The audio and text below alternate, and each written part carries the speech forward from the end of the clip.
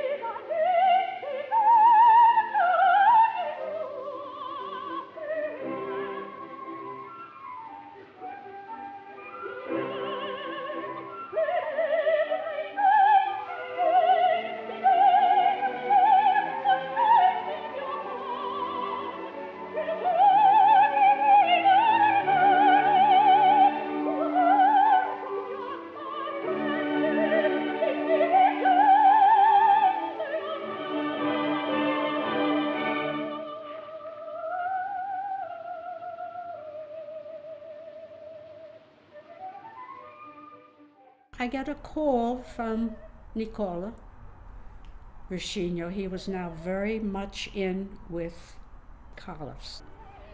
So I was in a production with her in Medea, and I did the Glauce. I did whatever opera she was doing at that time. She wanted me to participate. So that's the Medea. I'm the girl who steals her husband away, and I never saw Calaf at rehearsal. And I thought, something's not normal here. She would never miss a rehearsal. She was a perfectionist. She was fabulous. And she liked me. She called me a hot pepperoni. She liked me.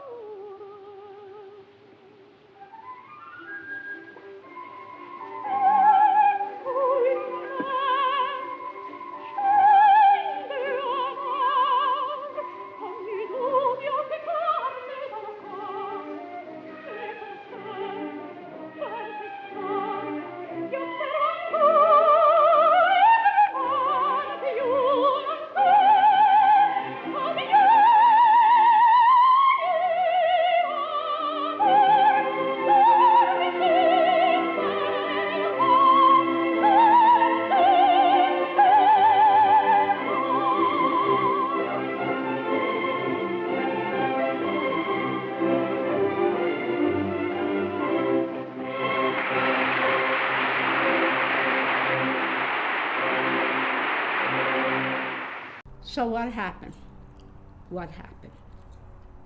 Calaf never showed up, and I said, something's wrong. At the dress rehearsals in Dallas, I said, something is wrong. And the director said, she'll be standing over here, she'll be standing over there, at this point she'll be standing over here. I said, something is radically wrong. And so when she came and we started, and of course her entrance, and she just looked at me, I shriveled up because I was taking her husband away. She was a phenomenal actress. But we loved each other.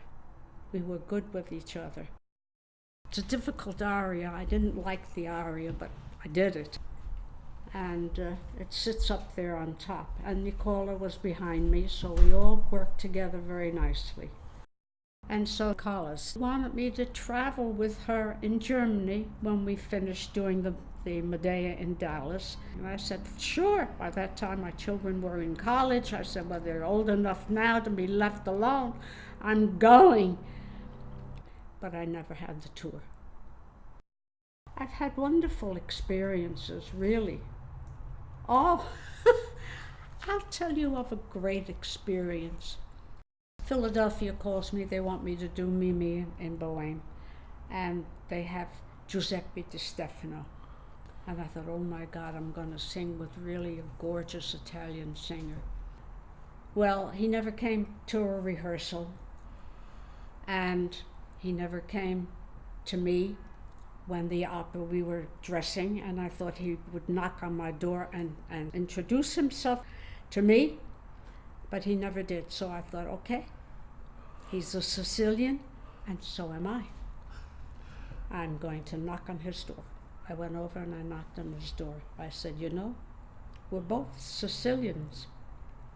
And I said, you don't frighten me. I said, my name is Elisabeth Carron. He said, oh. I said, I'm Italian, just like you, and you're going to have to work hard for your performance tonight. And that was it. So then we get on stage, and when I'm dying, he's looking under the bed. He's doing everything to distract everybody from what I'm singing when I'm dying, which is the most beautiful music you can have. And beautiful singing. I mean, it's beautiful, the death scene.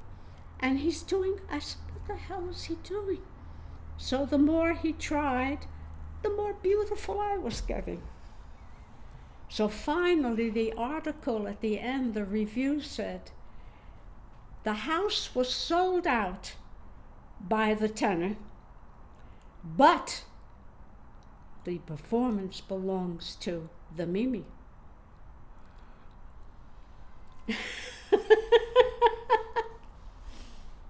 So I won. He thought he was going to run over me. He didn't know who I was, Elisabeth Carron. Who's Elisabeth Carron? I'm this one. I said, okay, all right, so we'll have a little thing. The Little Orchestra Society, Tommy Sherman, who conducted everything. He was not a good conductor, but he was a wonderful, wonderful man, and he did all of these different things and operas. The Egyptian Helena by Richard Strauss. This is my first German opera. Never had a German opera before. I loved the part. The part was fabulous. I had a very sexy outfit, a red one, just very simple, just one shoulder showing, so I looked terrific. The other was Daphne. Backstage, Eve Queller came running back. She says, oh my God, she says, you were terrific. You were terrific. I said, well, I loved it. I mean, I love trees, and so to be changed into a tree, it was so satisfying. I wouldn't have to put up with all these people that I have to put up with in the theater. So that was that.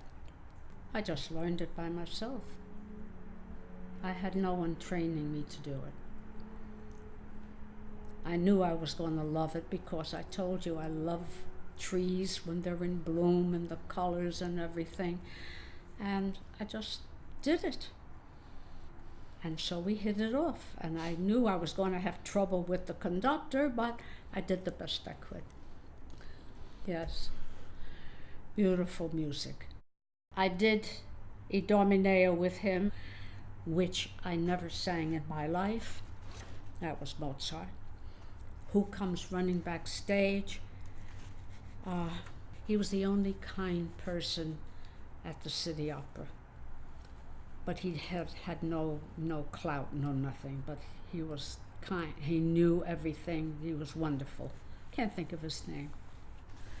Anyway, he came running backstage. He says, "Oh my God," he says, "you are a beautiful Mozart singer." I said, "Well, I enjoyed the role very, very much, Idomeneo." I said, "I really enjoyed the role and really enjoyed singing it." He says, "Oh my God, we'd never used you." I said, "No, you never used me in anything but Butterfly or the modern works. Costanza in the abduction from the Seraglio. I did that and I never wanted to do it again. Dramatically, if it's just someone, it's just so stupid. I have to have things that have drama. I wasn't particularly interested in recitals. I liked drama. I liked drama from the beginning to the end, not just a little piece that had everything in it, and you had to do it in there, and then you had to do it in the other pieces. That wasn't for me. I loved the theater, and I loved acting. If they don't have drama, I'm not interested. Vocally, I could do everything and anything that was required, and I owe that to my teacher. Anything. And I had to take it the way it came. That was my decision, not the public's decision, but mine.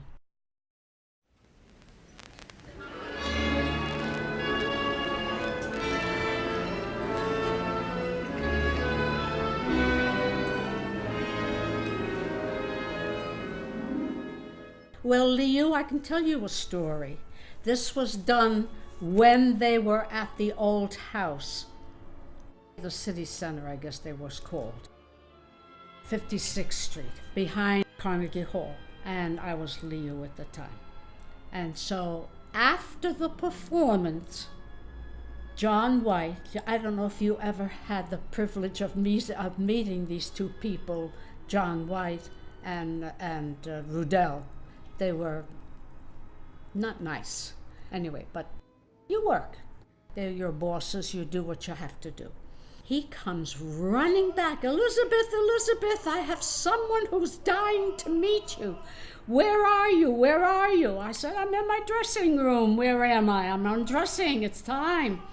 He says, "I have someone, she wants to meet you." I said, "Well, bring her in."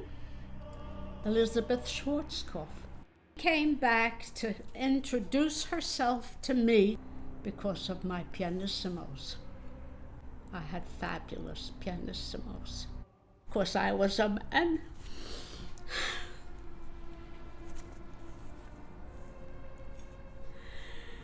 My emotions, too bad. I was an admirer of her, and she became an admirer of me and would have taken me to Germany. But I never went.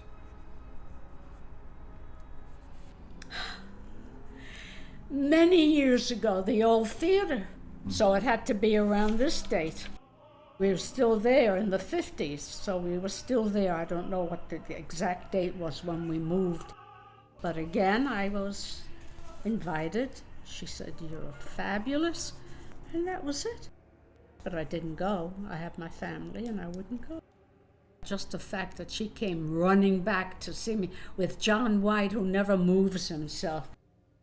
When Richard Tucker was ready to do Turandot, and he wanted to test it, which he did. When he came back, he tested it, but he was not one of the best in Turandot. That was not his role.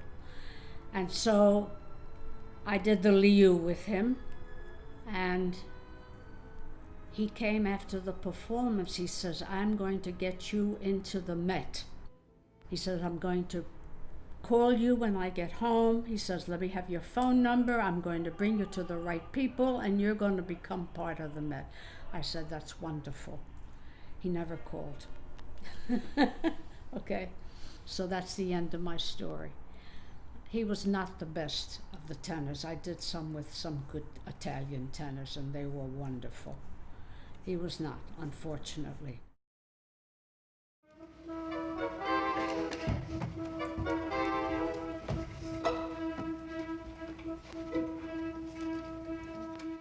In my early days, do you remember Lily Pons and her husband, Andre Castellanos?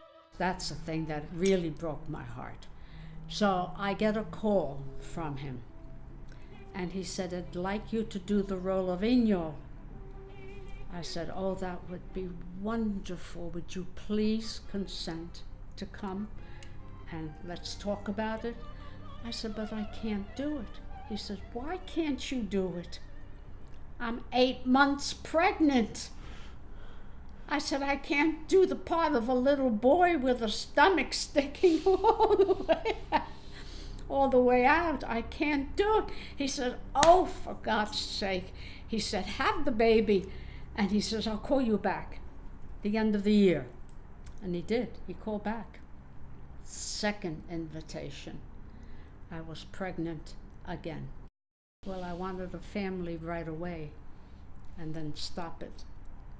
So I said, you're going to be so angry with me, and I'm going to be so hurtful.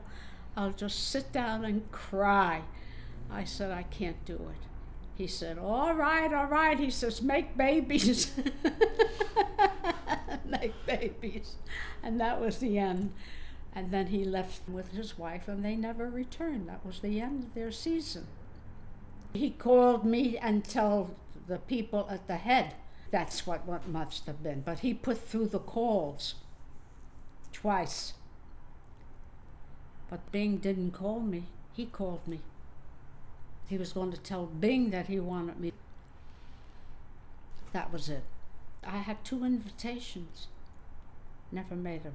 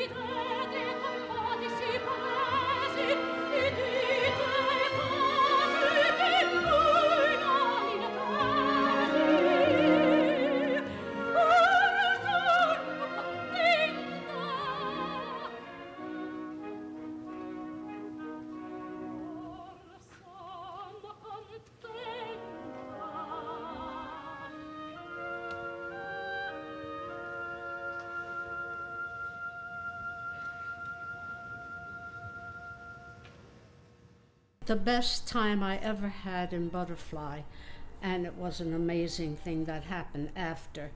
My tenors were all wonderful, Fabiano Labo, but David Polari, an Italian-American, the temperamental one, yes. And he was a marvelous, marvelous tenor. At that period of time, he was doing all the major things. And I never had a lover like that again in Butterfly. I had a lot of them, but no one topped him. He was a great actor and a great singer. So we would put together for Butterfly, and we gave a love duet to end all love duets.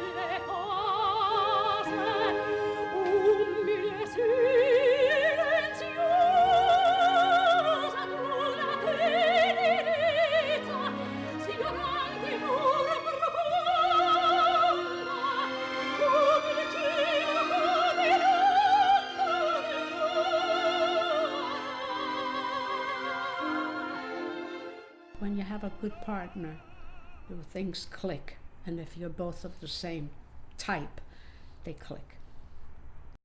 At the end of that, about a week later when I was home, there was a big package in my mailbox, and I opened it up, and it was 24 poems of love poems inspired by that singing of both of us in the theater. I threw it out when I was angry one day, and I thought, what am I doing with this business? They don't appreciate me. And I was throwing it out. It was on sheets, big sheet like this.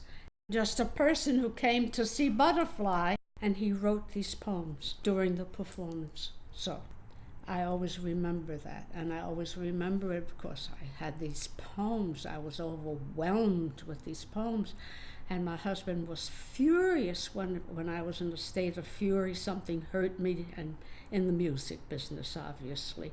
And I just took the poems and threw them out, and my husband was furious. He loved to look in those poems. So that was part of Butterfly that I loved. Of course, I love Butterfly anyway.